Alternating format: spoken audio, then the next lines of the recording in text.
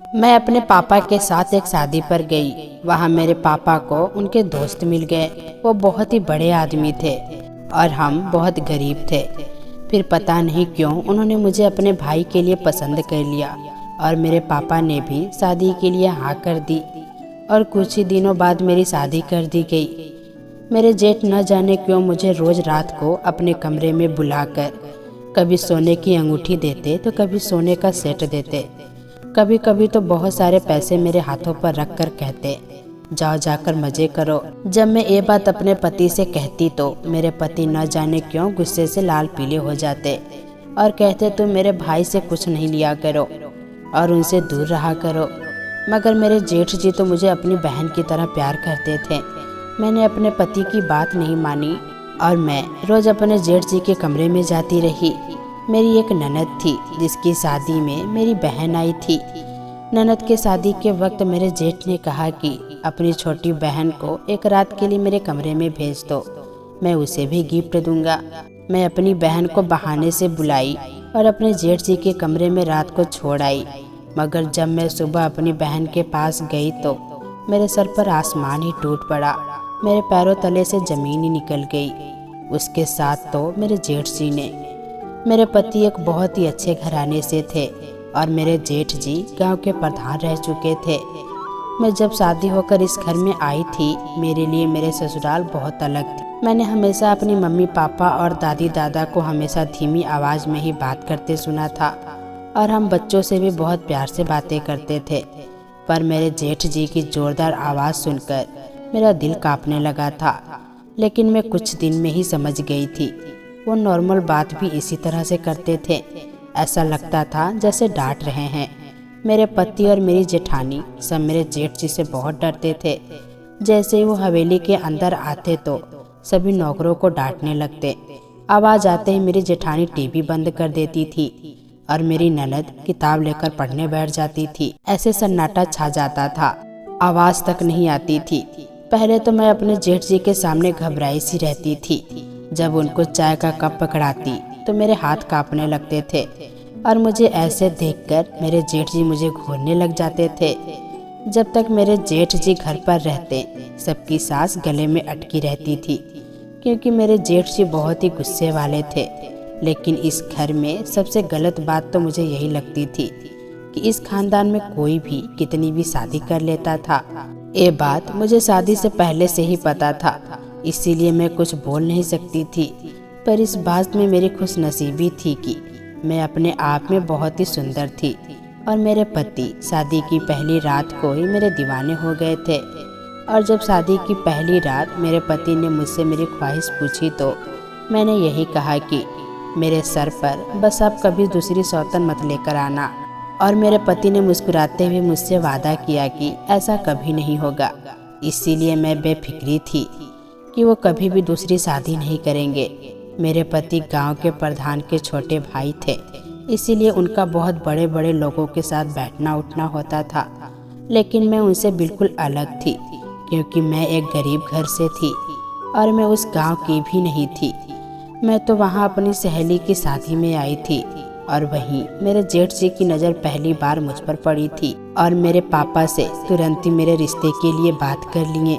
मेरे mummy papa तो ये सोचकर बहुत हैरान थे कि इतने बड़े आदमी होकर हमारे घर की बेटी को अपने घर की बहू क्यों बनाना चाहते हैं। लेकिन कुछ भी हो, मेरे पापा ने हाँ कर दी थी और मना करने की कोई वजह भी नहीं थी, क्योंकि मेरे जेठ जी ने मुझे बिना दहेज के मांगा था और मेरे पापा को कुछ ज़मीन भी दी थी। मेरे पापा तो बहुत खुश थे। मैं तो ये सब देखकर और सुनकर बहुत हैरान थी कि ये सब कैसे हो सकता है। कोई अमीर आदमी एक गरीब घर से रिश्ता कैसे ले सकता है। ऊपर से मैं एक गरीब किसान की बेटी और इतने बड़े घर की बहू बन जाऊंगी, मैंने तो कभी सपने में भी नहीं सोचा था। इसकी वजह शायद ये थी क्योंकि मैं बहुत ही खूबसूरत और हसीन लड़की थी। मेरी शादी बड़ी ही धूमधाम से हुई। ये बात तो मेरे लिए यकीन करने के लायक ही नहीं थी, क्योंकि आज तक आसपास के गांव में ऐसा कभी नहीं हुआ था। जो भी आसपास के गांव में या हमारे गांव में बड़े आदमी जमींदार होते थे, वो सिर्फ हम जैसी गरीब लड़कियों को अपनी हवस का शिकार बनाते थे। शादी तो कोई भी नहीं करता था। अगर कोई मजबूरी में शादी कर भी लेता तो वो हम जैसी लड़कियों को एक नौकरानी की अहमियत से देखते, लेकिन मुझे तो एक बहू का दर्जा और बहुत ही इज्जत दी गई थी। लेकिन मैं इस बात से बहुत परेशान थी, कितना भी सोच लूं पर मुझे कोई जवाब नहीं मिलता था। इसीलिए मैंने उसे अपनी खुशकिस्मती समझकर दिल से स्वीकार कर लिया था। मैंने सोचा दुनिया में अच्छे लोग भी होते हैं, इस दुनिया में हर बड़ा इंसान बुरा नहीं होता। मैं ये नहीं जानती थी कि इसके पीछे कौन सी साजिश रची जा रही है मेरे खिलाफ, और मैं किस मकसद के लिए इस महल में लाई गई थी। ये लोग कभी भी घाटे का सौदा नहीं किया करते।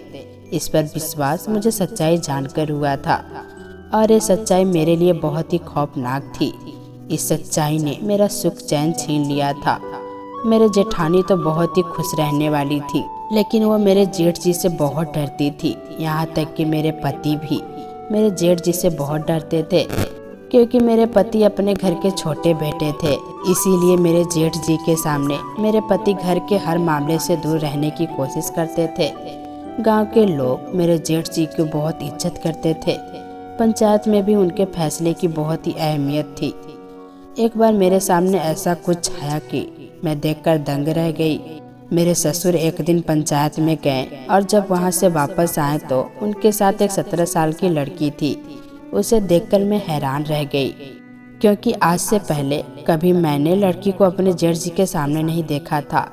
वो लड़की फटे और गंदे कपड़ों में थी। उसकी आंखें रो रो कर लाल हो रखी थी और वो हल्की हल्की सिसकियां ले रही थी और देखने में एक आम और गरीब लड़की लग रही थी।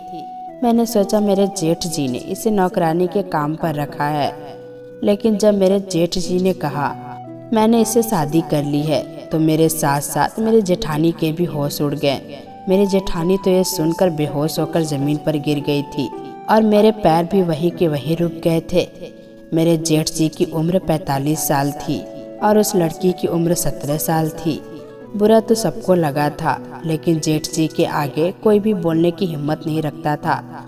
मेरे जेठ जी ने उस लड़की को अपने कमरे की तरफ जाने के लिए इशारा किया और वो लड़की मेरे जेठ जी के कमरे में चली गई। फिर मेरे जेठ जी ने नौकरों से कहा इसे अच्छी तरह से तैयार कर दो, और ये कहकर चले गए। ये सुनकर मेरी नज़र मेरे जेठानी की तरफ गई तो उनकी आंखों से टिप टिप करके आंसू बह रहे थे। औरत किसी भी उम्र में हो अपने सिर पर एक सौतन बर्दाश्त नहीं कर सकती है। मेरी जेठानी भी रोते हुए अपने कमरे में चली गई। मैं भी उनके पीछे पीछे चली गई और अपनी जेठानी को समझाती रही। अजीब बात तो यह थी, जब वो लड़की सुबह मेरे जेठ जी के साथ कमरे से निकली तो महंगे कपड़े और सोने से लथपथ थी और बहुत खुश थी। मैं उसे हैरानी से देख रही थी कि यह कैसी लड़की है जो अपने से बड़े इंसान से शादी की है। वो लड़की हर रोज नए नए कपड़े पहनती और मेरे जेठ जी के साथ घूमने चली जाती। मैं उस लड़की को देखकर बस यही सोचती कि कैसी कम अकल लड़की है जो एक बूढ़े आदमी के साथ इतनी खुश है। शायद वो लड़की बहुत लालची थी, इसीलिए कपड़े, पैसे और जेवरात देखकर फिसल गई थी। लालची तो मैं भी थी, लेकिन रिश्ता जोड़ का ही अच्छा लगता है। लेकिन मैं नहीं जानती थी कि मैं भी एक दिन इस जाल में ही फंसकर रह जाऊंगी। एक दिन मैं उस लड़की के कमरे में चली गई। वो तैयार हो रही थी और मुझे देखकर नमस्ते करने लगी। मैंने उससे कहा अब तो तुम बहुत खुश नजर आ रही हो, जब इस घर में आई थी तो बहुत परेशान नजर आ रही थी। तो उसने कहा क्योंकि मुझे लग रहा था मैं अपने पापा का कर्ज अपना सब कुछ देकर चुका सकती हूँ, लेकिन आपके जेठ जी तो बहुत अच्छे हैं, इतने अच्छे हैं कि बस रोज रोज नए कपड़े लाकर देते हैं, पैसे देते हैं, नई नई ज्वेलरी लाकर देते हैं और बदले में कुछ नहीं मांगते और अच्छी अच्छी बातें भी करते हैं। मुझे तो आज तक उन्होंने छुआ भी नहीं है। ये बात तो मेरे लिए आश्चर्यचकित थी। ये बात मैं मानने के लिए तैयार ही नहीं थी कि मेरे जेठ जी उस लड़की से शादी करने के बाद कोई गलत रिश्ता नहीं बनाया। और मेरे जेठ जी ने कहा कि इस लड़की के बाप के साथ कोई भी गलत बर्ताव ना करे। इस बात पर वो हंसने लगी और कहने लगी कि उनकी उम्र भी तो देखो 45 साल से ऊपर है, हो सकता है इस लायक ही ना हो वो। यह कहकर वो लड़की तैयार होने लगी। वो लड़की देखने में ही 17 साल की थी, लेकिन बातों से बहुत ही ज़्यादा चालाक थी। कैसे उसने मेरे गुस्सैल और अकड़ू जेठ को अपने हाथों में ले लिया था। अब मेरे दिमाग में एक और बात घूम रही थी, अगर मेरे जेठ जी इस काबिल नहीं हैं, तो यह लड़की कब तक अपने जज्बात पर काबू रखेगी। पति का साथ तो हर औरत चाहती है। और मेरे दिमाग में आने वाले दूसरे सवाल ने तो मेरे होश ही उड़ा दिए थे। दूसरा सवाल ये था कि इस हवेली में मेरे जेठ के अलावा दूसरा आदमी मेरा पति समीर ही था। कहीं ये लड़की मेरे पति पर डोरे न डालने लगे और मेरे पति के साथ। इस सोच ने मेरी जान ही निकाल दी। जब भाई इस उम्र में एक कदम उठा सकता है तो मेरे पति समीर क्यों नहीं कर सकते। अब मैं अपने पति पर सख्ती से नज़र रखने लगी थी। एक दिन जब मेरी देर रात आँख खुली तो मेरे पति अपने बिस्तर पर नहीं थे, बल्कि पूरे कमरे में ही नहीं थे। मैं जल्दी से उठकर और तेज तेज कदमों से बाहर निकल गई। मुझे धीमी धीमी बातों की आवाज़ आ रही थी मेरे जेठ जी के कमरे से। मैंने सोचा यह लोग अब तक जाग रहे हैं, लेकिन दूसरा ख्याल जब मेरे दिमाग से गुजरा तो मेरे दिल ने धड़कना ही छोड़ दिया था। हो सकता है वो लड़की मेरे जेठ जी को नींद की गोली खिलाकर सुला देती हो और खुद मेरे पति के साथ वक्त बिताती हो। इस बात ने तो मेरे होश ही उड़ा दिए थे। मैं तेज तेज कदम रखकर अपने जेठ जी के कमरे के पास पहुंच गई। उस कमरे में एक ही खिड़की थी। मैंने उस खिड़की को खोलने की कोशिश की कि ये खुल जाए और मैं देख सकूं कि ये लड़की किससे बात करने में इतनी व्यस्त है। जैसे ही मैंने हल्के से खिड़की खोली तो किसी ने मुझे पीछे से हाथ पकड़कर खींच लिया। मेरे तो डर के मारे कदम ही लड़खड़ा गए और जैसे ही मैंने पीछे मुड़कर देखा तो समीर मुझे गुस्से से देख रहे थे और मुझे खींचकर कमरे में ले गए और कहने लगे, तुमने शर्म बेज खाई है क्या? इतनी रात को इस टाइम भाई के कमरे में झांक रही हो। वो तो मुझे बहुत गुस्से से पूछ रहे थे, पर मैं उन्हें क्या जवाब देती कि मैं उनको ही देखने गई थी। मैं उन्हें सच बताना चाहती थी और कोई झूठा बहाना मुझे समझ नहीं आ रहा था, इसीलिए मैं चुप ही रह गई और समीर ने मुझे अच्छी खासी बातें सुना दी थी। मैं चुप थी क्योंकि मेरी हरकत ही कुछ ऐसी थी। मुझे नहीं लगता था कि उसमें मेरी कोई इतनी बड़ी गलती थी। हर औरत अपने पति पर शक जरूर करती है और मेरे जेठ जी जब इस काम को कर सकते थे तो समीर तो अभी जवान थे। फिर कुछ दिन बाद जो कुछ हमारे घर में हुआ उसे देखकर तो हम दंग ही रह गए, क्योंकि मेरे जेठ जी ने 20 दिन बाद ही उस लड़की को तलाक दे दिया और बदले में उसे बहुत ज्वेलरी और नगद पैसे भी दिए। उस लड़की को देखकर ये नहीं लग रहा था कि उसे इस बात का जरा सा भी दुख है, बल्कि उल्टा वो तो बहुत खुश हो रही थी। मुझे देखकर बिल्कुल हैरत नहीं हुई, क्योंकि कोई भी लड़की बिना प्यार के बूढ़े आदमी से सिर्फ पैसे के लिए ही शादी कर सकती है या फिर मजबूरी में। उस लड़की को तो अच्छे खासे पैसे मिल रहे थे, उसे और क्या चाहिए था। उसकी इज्जत भी सलामत थी। दूसरा झटका मुझे तब लगा जब मेरे जेठ जी 20 दिन गुजारने के बाद ही दूसरी लड़की से शादी करके घर ले आए। वो भी कम उम्र 20 साल की ही होगी। वो भी पैसे की कमी से ही आई थी। उसके साथ भी मेरे जेठ जी का वैसा ही रवैया था। उसे भी छुआ तक नहीं था और उस लड़की पर भी बिना सोचे पैसे खर्च कर रहे थे और हर चीज़ के मालिक मेरे जेठ जी थे। इसीलिए मेरे पति को सिर्फ खर्चे के लायक ही पैसे मिलते थे। मैं हवेली की बहू होने के बावजूद भी एक अच्छी ज़िंदगी नहीं गुजार पा रही थी। मुझसे अच्छी ज़िंदगी तो वो लड़कियां जी कर जाती थी। मुझे तो अब शक होने लगा था कि मेरा जेठ इस उम्र में आकर छटिया गया है, जो बच्चों को देने के बजाय अपने पैसे उन लड़कियों पर लुटा रहा है। उस लड़की को भी तलाक दे चुके थे, उसे भी खूब जेवर और पैसा देकर भेज दिया। मेरे पति भी यह सब देख रहा था कि जेठ जी 1 महीने में लाखों रुपए बर्बाद कर चुके थे। इसीलिए जेठ जी ने जब तीसरी बार यही हरकत की तो मेरे पति बोल उठे कि आप क्यों इस तरह के पैसा बर्बाद कर रहे हैं। मेरे जेठ जी कहने लगे, यह सब मैंने कमाया है, इसीलिए तुम मुझसे सवाल करने का हक नहीं रखते। मैं जो चाहे करूं। यह कहकर वो अपनी तीसरी बीवी को भी कमरे में ले गए और मेरे पति को खर्चा देना और भी कम कर दिया। सब कुछ मेरे जेठ जी के अकाउंट में था। अभी तक सारी जायदाद मेरे जेठ जी के नाम था। इसीलिए मेरे पति गुस्सा होकर भी चुप रह गए थे। जब गर्मियाँ शुरू हुई तो मैं अपने पति से मेरे लिए कुछ कपड़े लाने को कहा तो उन्होंने कहा, भैया ने अभी तक मुझे पैसे नहीं दिए हैं, तुम खुद उनसे मांग लो।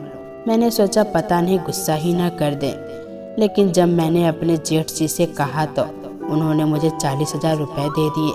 कहने लगे और भी चाहिए तो मांग लेना। मैं तो बहुत खुश हो गई थी। मेरे जेठ जी तो मुझ पर मेहरबान हो गए थे। मुझे तो यकीन ही नहीं आ रहा था। अब तो मेरे जेठ जी मुझ पर आए दिन मेहरबान हो रहे थे। कभी पैसे दे देते, कभी सोने की अंगूठी मुझे पकड़ा देते। मैं जिस माहौल से आई थी मैंने हमेशा तंगी ही देखी थी, इसीलिए मुझे यह सब बहुत अच्छा लग रहा था। लेकिन मैं नहीं जानती थी कि इन सब मेहरबानियों की कीमत औरत किस तरह से चुकाती है। मैंने वो सोने की अंगूठी अपनी अंगुली में पहन ली। मैं बहुत खुश थी। रात को जब मेरे पति आए तो मैंने उन्हें वो अंगूठी दिखाई जो मुझे जेठ जी ने दी थी। मेरे पति यह देखकर बहुत परेशान हो गए।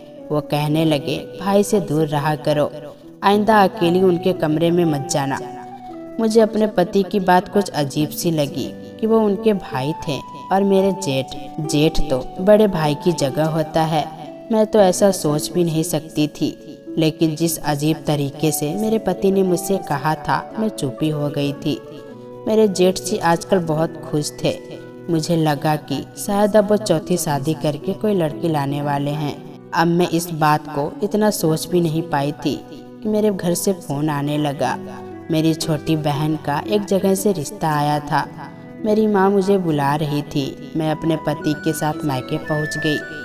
मेरी छोटी बहन 18 साल की थी। वो बहुत ही खूबसूरत थी। उसका रिश्ता भी बहुत अच्छी जगह से आया था। वो लोग शादी अभी करना चाहते थे और उसके लिए मेरे घर वालों के पास पैसा नहीं था। मेरी मम्मी मुझसे कहने लगी कि मैं कुछ पैसे समीर से उधार लेकर उनको दे दूं, लेकिन समीर के हाथ में तो पहले ही कुछ नहीं था। मैंने सोचा आजकल मेरे जेठ मुझ पर बहुत मेहरबान हैं, क्यों ना मैं उनसे पैसे मांग लूं। मैंने अपने मम्मी को तसल्ली दी कि मैं पैसों का इंतजाम कर लूँगी। मेरी छोटी बहन बहुत खुश थी। अब मैं हवेली वापस आ गई थी। यहाँ आकर पता चला कि मेरी ननद की भी शादी पक्की हो गई है और अब मेरी जेठानी भी बीमार रहने लगी थी। इसीलिए अब मैं ज़्यादा टाइम जेठानी के साथ ही बिताती थी। मैंने जेठानी को दवाई दिया और सुला दिया। आजकल मेरे जेठ जी घर पर ही होते थे, इसीलिए मैंने सोचा आज समीर घर पर नहीं है, यह टाइम सही है जेठ जी से पैसे मांगने के लिए। मैं उनके कमरे में गई तो अंदर से आवाज़ आई कि कौन है। मैंने कहा भैया मैं हूँ। वो कहने लगे आ जाओ अंदर। मैं अंदर गई तो मेरे जेठ जी टेबल पर लाखों रुपए लिए कुछ हिसाब किताब कर रहे थे। इतने सारे पैसे देखकर तो मेरी आंखें खुली की खुली रह गई। मैंने सोचा जितने पैसे मेरे जेठ जी के पास हैं, अगर उनमें से 2-4-5 लाख मेरी बहन को दे देंगे तो इन्हें क्या फर्क पड़ेगा। मैं उनके सामने बैठ गई और मेरी नज़र उनके पैसों से हटी नहीं रही थी। वह मुझसे पूछने लगे क्या काम है। मैं नम आंखों से बताने लगी कि मेरी बहन का रिश्ता पैसों की वजह से रुका हुआ है। अगर आप 5 लाख दे दें तो उसकी शादी हो जाएगी। मेरी नज़र बार बार पैसों पर जा रही थी। कमरे का दरवाज़ा खुला हुआ था। मेरे जेठ जी ने कहा कि मैं थोड़ी मदद तो कर दूंगा, लेकिन मेरे कुछ नियम हैं। अगर तुम अपनी छोटी बहन की शादी मुझसे कर दो तो मैं उसे अच्छे खासे पैसे दे दूंगा। मैंने इस तरह पहले भी बहुत सी लड़कियों की मदद की है जिनसे मैंने शादी की थी। अगर ये मदद मैं वैसे करता तो लोग मेरे ज़मीर पर शक करते, कहते इस बुढ़े की इन लड़कियों पर नज़र है, इसीलिए पैसे दिए जा रहा है। न जाने पैसे के चक्कर में इनके साथ कब गलत काम कर देगा। इसीलिए मैंने उन्हें खूब खिलाया पिलाया और बहुत सारे पैसे और ज्वेलरी देकर आज़ाद कर दिया। अब उनके पास इतना पैसा है वो कहीं भी शादी कर सकती हैं और अपनी ज़िंदगी अच्छी तरह गुजार सकती हैं। तुम अपनी बहन की शादी मुझसे करा दो, मैं उसे भी बहुत से पैसे दूंगा। मैं सुनकर सोच में पड़ गई कि बस 20 दिन की बात है। वैसे भी मेरे जेठ जी इस उम्र में पहुंच गए हैं, रिश्ता निभाने के लायक नहीं हैं। ये बात तो मैं उन लड़कियों से जान चुकी थी। जिस तरह उन लड़कियों पर पैसा लुटाया था मैंने उन्हें देख चुकी थी। मैं उनके कमरे से बाहर निकल आई और अपने कमरे में बैठकर सोचने लगी। मैंने जब ये बात अपनी मम्मी को फ़ोन पर बताई तो वो चुप हो गई और कहने लगी तेरी बहन 18 साल की है। हमने वो रिश्ता इसलिए पसंद किया था क्योंकि वो लड़का भी 20 साल का है। उन दोनों की जोड़ी अच्छी है। तुम्हारी शादी भी समीर से इसीलिए की थी क्योंकि वो तेरे जोड़ का था। तेरे जेठ और तेरे बहन का रिश्ता कैसे हो सकता है? मैंने कहा, मम्मी, अनीता को कौन सी सारी उम्र मेरे जेठ के साथ बितानी है? बस 20 दिन की बात है, और जिस उम्र में मेरा जेठ है उसने अपनी 4 बीवियों को छुआ तक नहीं है। वो इस लायक है ही नहीं। मेरी मम्मी चुप हो गई और कहने लगी, अच्छा सोचकर बताऊंगी।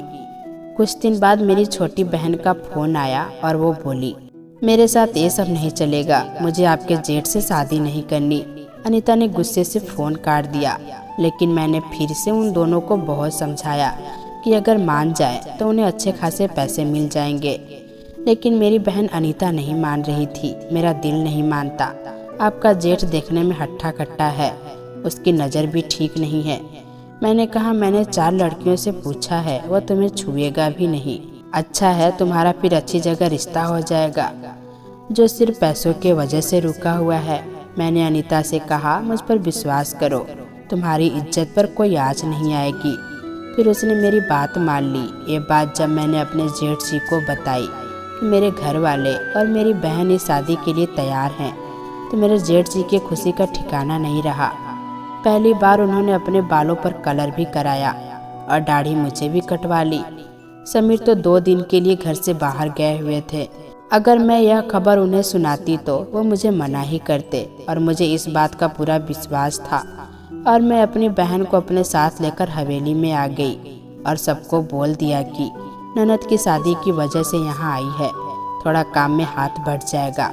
मैंने सोचा समीर भी नहीं है, क्यों न इस बात का फायदा उठाया जाए, और मैंने अपने मम्मी पापा को बुलाकर अपने जेठ से अपनी बहन की शादी कर दी। अनीता तो मानो जैसे एकदम से मुरझा गई थी, लेकिन मैंने उसको नज़रअंदाज किया। मेरे जेठ जी तो इस तरह खुश थे कि न जाने उन्हें कौन सा खजाना मिल गया है। पहली बार मुझे अपनी बहन को जेठ जी के कमरे में बैठे हुए देखकर मेरे दिल को बेचैनी हो रही थी। मैंने अपने दिल को इस तरह समझा लिया कि मेरा जेठ इस लायक ही नहीं है। मेरी जेठानी भी मेरे इस काम से बिल्कुल खुश नहीं थी, वो मुझसे नाराज़ हो गई थी। और जब ये बात समीर को पता चली तो वो बहुत ही ज़्यादा नाराज़ हो गए थे। उन्होंने मुझसे बातें करना भी बंद कर दिया था। सुबह जब मेरे जेठ जी कमरे से बाहर निकले तो बहुत खुश थे। उन्हें इतना खुश देखकर मैं तो हैरान ही रह गई थी। उनके बाहर आते ही मैं जल्दी से उनके कमरे में गई तो मेरी बहन बुरी तरह से रो रही थी और डरी सहमी सी एक कोने में बैठी थी। उसकी ऐसी हालत देखकर मेरा तो दिल ही बैठ गया था। मेरे तो पैरों तले से ज़मीन ही निकल गई थी। उसके शरीर पर नाखूनों के निशान देखकर ऐसे लग रहा था जैसे किसी ने बड़ी बेरहमी से खसोटा हो। वो मुझे देखते ही मेरे गले लगकर फूट फूट कर रोने लगी और कहने लगी, दीदी तुमने मेरे साथ सही नहीं किया, तुमने मुझसे इतना बड़ा झूठ बोला। तुम्हारे जेठ ने तो मेरे साथ ज़बरदस्ती की है। वो इंसान नहीं, एक भूखा भेड़िया है जो इंसान के रूप में एक शैतान है। और वो कहने लगी, आपके जेठ ने ये सब ड्रामा रचाया था। उसकी नज़र शुरू से ही मेरे ऊपर थी। उसको पता था कि मेरे मम्मी पापा उसके साथ मेरी शादी नहीं कराएंगे, और उसने इस काम के लिए बहुत सारे अपने नौकर भी भेजे थे, पर वो नाकामयाब रहा। और फिर इसीलिए उसने अपने भाई से आपकी शादी कराई और जानबूझकर उन सब लड़कियों से शादी की और उनसे झूठ बुलवाया कि वो आपसे कहें कि आपके जेठ इस लायक नहीं हैं, ताकि वो आपसे जब बात करे तो आप पैसों की लालच से मान जाएं। और अब वो मुझे तलाक भी नहीं देगा। ये सब मुझे उसी ने बताया है। मेरी ज़िंदगी आपने बर्बाद की है, मैं आपको कभी माफ़ नहीं करूँगी। अनीता मुझे बद्दुआएं दिए जा रही थी और मैं उसके सामने चुपचाप खड़ी सुन रही थी। मैं उससे माफ़ी मांग रही थी, पर अब इस माफ़ी का क्या फ़ायदा था। मैंने अपने ही हाथों अपनी बहन की ज़िंदगी बर्बाद कर दी थी और मैं अब उसे बचाना चाहती थी। फिर अपने जेठ के खिलाफ पुलिस में रिपोर्ट की और उन लड़कियों को भी पकड़वाया जिन्होंने मुझे इतना बड़ा झूठ कहा था। और इसके लिए मेरे जेठ जी को सज़ा हो गई और मेरी बहन को भी मैंने तलाक दिला दिया। अब मैंने अपनी बहन की शादी कर दी है और अब हम सब अपनी ज़िंदगी में खुश हैं और मेरी जेठानी भी ठीक हो गई हैं। तो दोस्तों, लालच बुरी बला है। कभी भी अपनी लाइफ में लालच ना करें। जो हमारे पास है उसी में खुश रहें। नहीं तो लालच इंसान का सब कुछ तबाह कर देता है। अगर मैं पैसों की लालच नहीं करती तो मेरी बहन की ज़िंदगी बर्बाद नहीं होती। तो दोस्तों, कैसी लगी ये कहानी कमेंट बॉक्स में ज़रूर बताइएगा। फिर मिलेंगे दोस्तों अगली वीडियो के साथ। तब तक के लिए अपना ख्याल रखना।